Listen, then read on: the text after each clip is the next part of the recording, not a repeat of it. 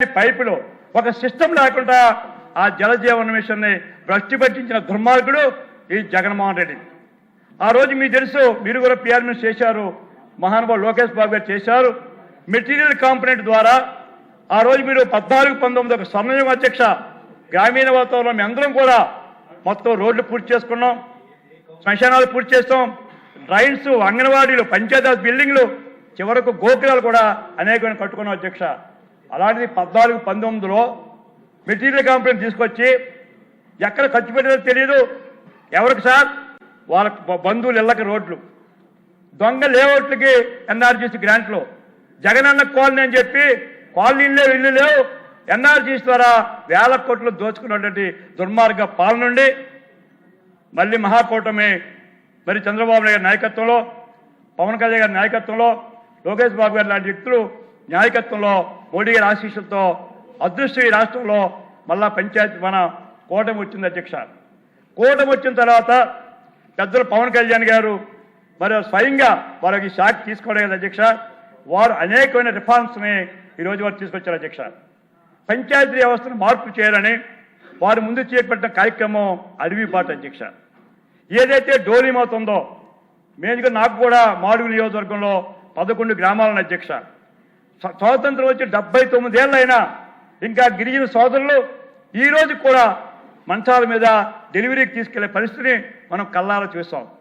ఒక గర్భవతి, నిండు గర్భవతి ప్రసవించాలంటే మైలుకి మైలు వెళ్ళి ఇబ్బంది పడుతుంటే మన గౌరవ ఉప ముఖ్యమంత్రి గారు మరి ఎంతో మంచి హృదయంతో వారి ముందు గిరిజన పుత్రుల కోసం డోలీమౌత్ పోవాలని చెప్పి గిరిజన అరివుబాటు ద్వారా ఇవాళ నా కాన్స్టిట్యున్సీలో కూడా అనేక గ్రామాలకి వారు రావడం, నేను వారితో ప్రయాణించిన అధ్యక్ష. వారి వేళ అనేక గ్రామాలకు 1/1 అడవిబాట ద్వారా రోడ్లు వేయడం జరుగుతుంది అధ్యక్ష. వారు పంచాయతీరాజ్లో గత ప్రభుత్వం సచివాలయాలు పెట్టారు, సచివాలయంలో ఉద్యోగం పెట్టారు, వాళ్ళకి ఏ పని లేకుండా ఖాళీగా కూర్చుంటే ముందు రిఫార్మ్ స్టార్ట్ చేసిన అధ్యక్ష పవన్ కళ్యాణ్ గారు. ఎందుకంటే మనం చూసాం ప్రతి సచివాలయంలో స్టాఫ్ ప్యాటర్న్ని ఏ డిపార్ట్మెంట్కి వాళ్ళకి బాధ్యత చెప్పి ఏబీసీ కేటగిరీలో కొన్ని గ్రామాల్లో సచివాలయాలు 3 పెట్టారు, 30-60 మంది ఉద్యోగులు పెట్టారు. పని లేకపోతే వారు గ్రేడింగ్ ఇచ్చి సచివాలయం ఏ సిబ్బంది ఉందో వాళ్ళకి రెగ్యులేట్ చేసి వాళ్ళకి ఒక జాబ్ ప్యాటర్న్ ఇచ్చి వాళ్ళకి ఈవేళ వాళ్ళకి పని విధానంలో వారు డిస్ట్రిబ్యూట్ చేయడం ఇవాళ గ్రామీణ వాతావరణంలో ఆ రిఫార్మ్స్ వల్ల ఎంతో లాభాలు వస్తున్నాయి అధ్యక్ష. ఒక ఎండిఓ ఒక కార్యక్రమంలో ఉండి ఇంతకుముందు ఒక మండల సమితిలో మండల ఆఫీసులో 20 మంది స్టాఫ్ ఉండరు అధ్యక్ష. ఇవాళ ఒక మండల ఆఫీస్కి 170-180 మంది స్టాఫ్ అయి ఎండిఓ అన్ని రంగాల్లో చూడలేరని చెప్పి డెవలప్మెంట్ ఆఫీసర్గా, మండల డెవలప్మెంట్ ఆఫీసర్గా మరొక పోస్ట్ క్రియేట్ చేసి ఈవేళ డెవలప్మెంట్ యాక్టివిటీస్ అన్నీ కూడా డే టు డే. ఎందుకంటే మనం చూసాం ఈరోజు గవర్నమెంట్ ఆఫ్ ఇండియాలో అనేక ప్రభుత్వ పథకాలు వస్తూ ఉన్నాయి, కేంద్రం అనేక సబ్సిడీలు ఇస్తూ ఉన్నాయి.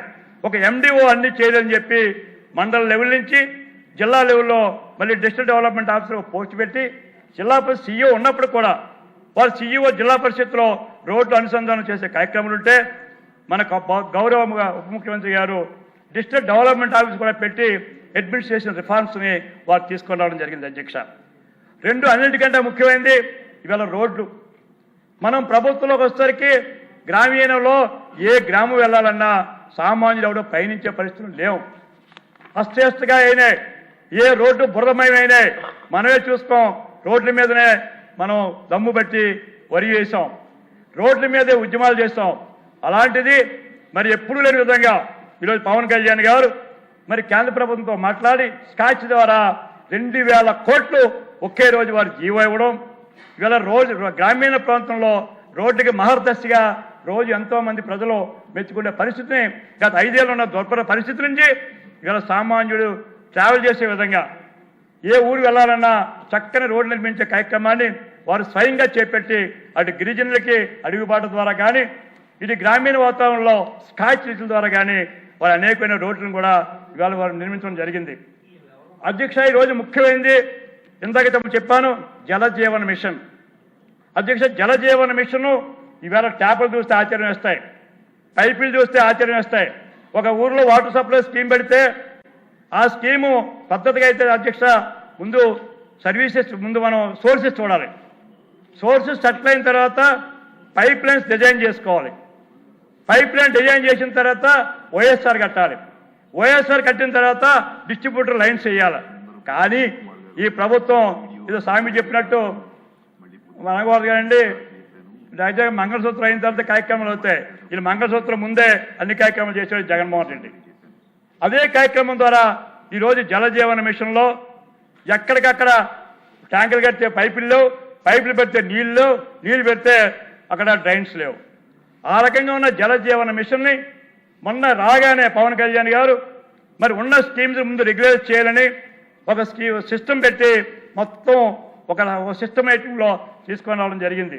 ఆ రకంగా మరి స్కాచ్ ద్వారా రోడ్లు వేయడం కానీ, మరి పిఎంజీఎస్వై ద్వారా ఏదైతే 100 జనాభా పైన ఉన్న గ్రామాలకి కేంద్రం నుంచి నిధులు తీసుకొని రావడంలో కానీ, జలజీవన మిషన్లో పైపులు వేయడంలో కానీ వారు ఒక బృహత్తమైన కార్యక్రమం చేపట్టి ఇవాళ ప్రజల అభిమానాన్ని వారు పొందడం జరుగుతుంది అధ్యక్ష.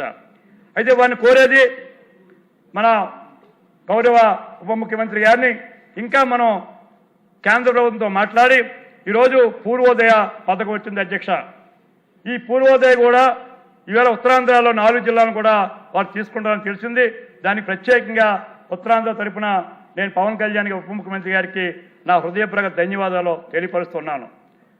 అయితే పూర్వోదయ కూడా మీరు అధికంగా తీసుకోవాలని కోరుతూ 3 గ్రామీణాభివృద్ధిలో ఇవాళ గ్రామీణాభివృద్ధి అన్నిటికంటే ముఖ్యమైనది అధ్యక్ష. ఇక్కడ డ్వాక్రా మహిళకి మనం రివాల్వింగ్ ఫండ్ ఇస్తున్నాం.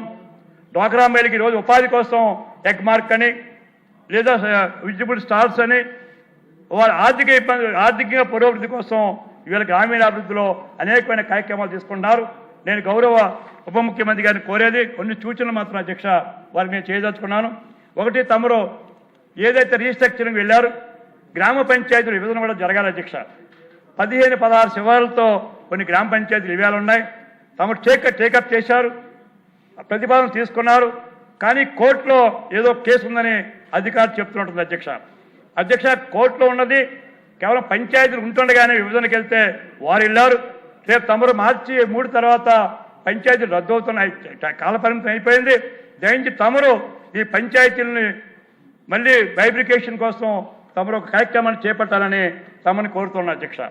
2, ఉప ముఖ్యమంత్రి గారు కోరేది జిల్లా పరిషత్తులు మనకి 13 ఉన్నాయి అధ్యక్ష. 26 జిల్లాలు అయినాయి. ఎరస్ట్వే 2 జిల్లాల్లో 3 జిల్లాలు కలిపే ఈరోజుకి జిల్లా పరిషత్ నడుస్తూ ఉంది. అంటే తమరు జిల్లా పరిషత్ని రేపు ఎన్నికల ముందే మళ్ళీ రియాగ్నేట్ చేసుకోవాలి. ఇక్కడ ఒక జిల్లాకు ఒక జిల్లా పరిషత్ ఉంటే మంటూ బాగుంటుంది. 3 జిల్లాల్లో 3 కలెక్టర్లు, 3 ఆఫీసర్స్ ఇవన్నీ ఉన్నాయి. దయించి దాన్ని కూడా మీరు మరి దీంట్లో ఈ డివిజన్లో ఈ జిల్లా పరిషత్ కూడా రియాగ్నేట్ చేయాలి, పంచాయతీలు యోజన చేయాలని కోరుతూ, అదేవిధంగా అధ్యక్ష ఇంజనీరింగ్ డిపార్ట్మెంట్ అధ్యక్ష పంచాయతీరాజ్లో గత 5 ఏళ్ళు వాళ్ళ యొక్క ఇంజనీర్ని అపాయింట్ చేయలేదు అధ్యక్ష. ఒక వర్క్ ఇన్స్పెక్టర్ని అపాయింట్ చేయలేదు.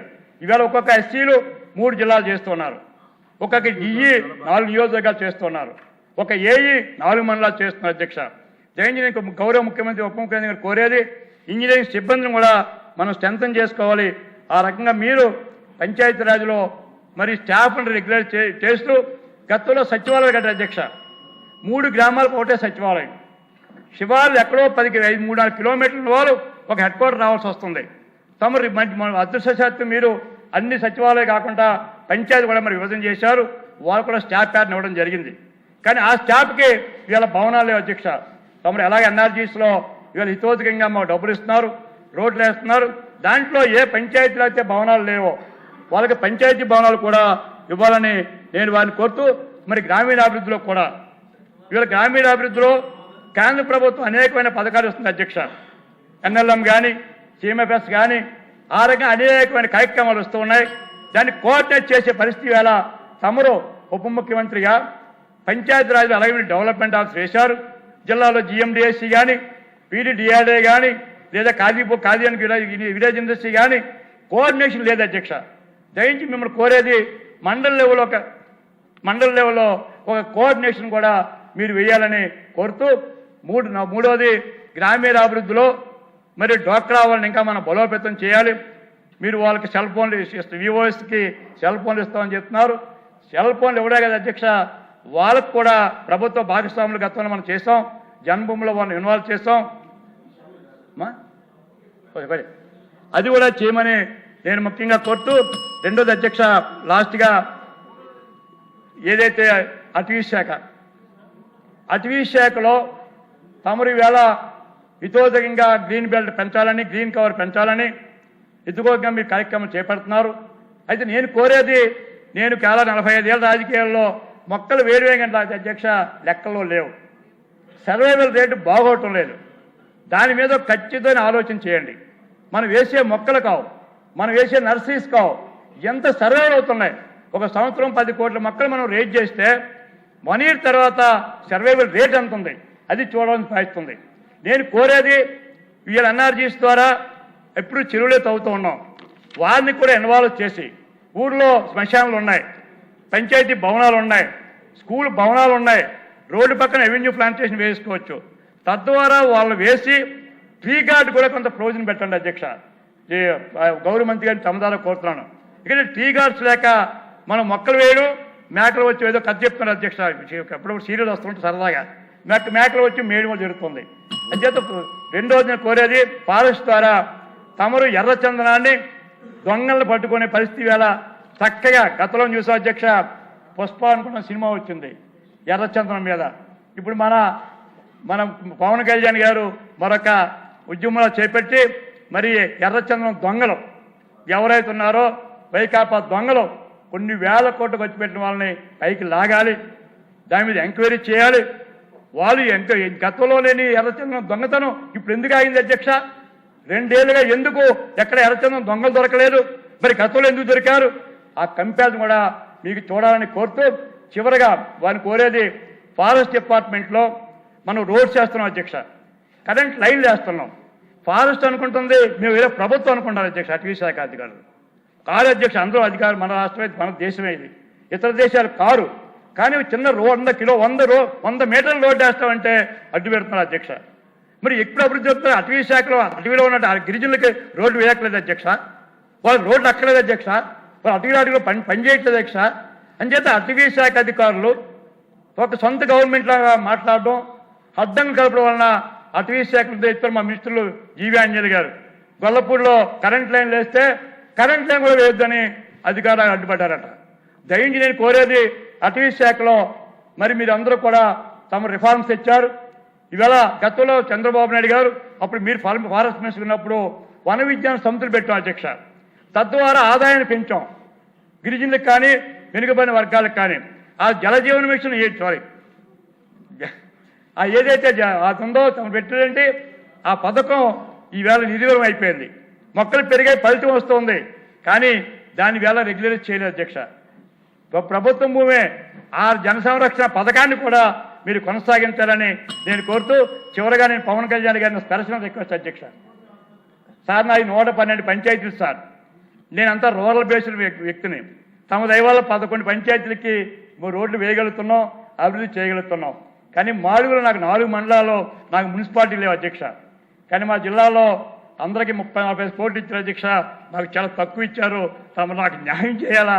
ఇకదే అందరికీ చేసి మా జిల్లా అంతా నేను 112 పంచాయతీలు, నాకు విఎంఆర్డి ఫండ్స్ రావు, జిఎంసి ఫండ్స్ రావు, నాకు సిఎస్ఆర్ రాదు మిగతా ఇండస్ట్రీస్ లాగా. మరి నాకేమో తక్కువ జరిగింది అంటే మీ తమ దృష్టి రాకుండదు. మీ అధికారులకు చెప్పాను, మాకు డైరెక్ట్ గారు ఫోన్ చేసి అడిగాను, అయ్యా ఇదేం అన్యాయం సార్, ఒక కాన్స్టిట్యున్సీ 30 కోట్లు ఇచ్చారు, నాకు కేవలం 9 కోట్లు ఇచ్చారు. ఆ 9 కోట్లు కూడా అధ్యక్ష పవన్ కళ్యాణ్ గారు వచ్చి ఒక రోడ్డు అనౌన్స్ చేశారు.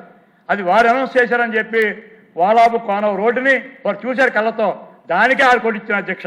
అని చెప్పి దయించి నేను పవన్ కళ్యాణ్ గారిని అధికారిని నేను ఈ సభ ద్వారా ఈ సమావేశం ద్వారా ఈ అసెంబ్లీ ద్వారా వారిని రిక్వెస్ట్ చేస్తున్నాను. అయ్యా భవిష్యత్తులో మా మాడుగుల అభివృద్ధి మీ చేతిలో ఉంది, పంచాయతీరాజ్ చేతిలో ఉంది, మీరు దయ ఉంచి మా మాడుగులకి తోతంగా నిధులు ఇవ్వాలని మిమ్మల్ని విజ్ఞప్తి చేస్తూ కోరుకుంటూ, జలజీవన మిషన్ని తమరు త్వరలోనే మరి మేము రెడీగా ఉన్నాం అధ్యక్ష. మాకు వాటర్ ఉంది అధ్యక్ష. మీరు ఏదైతే ప్రాజెక్ట్ పెట్టారో అలాగే మహానుభావులు లోకేష్ గారు ఆ గ్రిడ్ అనే పథకాన్ని శాంక్షన్ చేసి టెండర్ పిలిచిన తర్వాత ఈ దుర్మార్గుడు రద్దు చేశాడు. ఆ స్కీమ్ మళ్ళా మీరు మాకు డ్రైవర్ ద్వారా మీరు మాకు ఆ స్కీమ్ ఇవ్వగలిగితే మాడుగుల మండలంలో మీ పేరున మరి చంద్రబాబు నాయుడు నాయకత్వంలో మళ్ళా గ్రిడ్ ప్రోగ్రామ్ని జల జీవన్ మిషన్ ప్రోగ్రాం ద్వారా ప్రతి ఒక్కరికి కొలాయి ఇచ్చే కార్యక్రమాన్ని మనం చేపడదామని చెప్పి ఈ సందర్భంగా వారిని కోరుకుంటూ మరి ఈవేళ పవన్ కళ్యాణ్ గారు చేస్తున్న మంచి అభివృద్ధి కార్యక్రమాలు శ్రద్ధతో గ్రామీణ వాతావరణ అభివృద్ధి కోసం హితోధంగా కేంద్రం నుంచి నిధులు చేస్తున్నందుకు వారికి హృదయపూర్వకంగా నా ధన్యవాదాలు తెలియజేసుకుంటూ నేను సెలవు తీసుకున్న అధ్యక్ష మీకు ధన్యవాదాలు.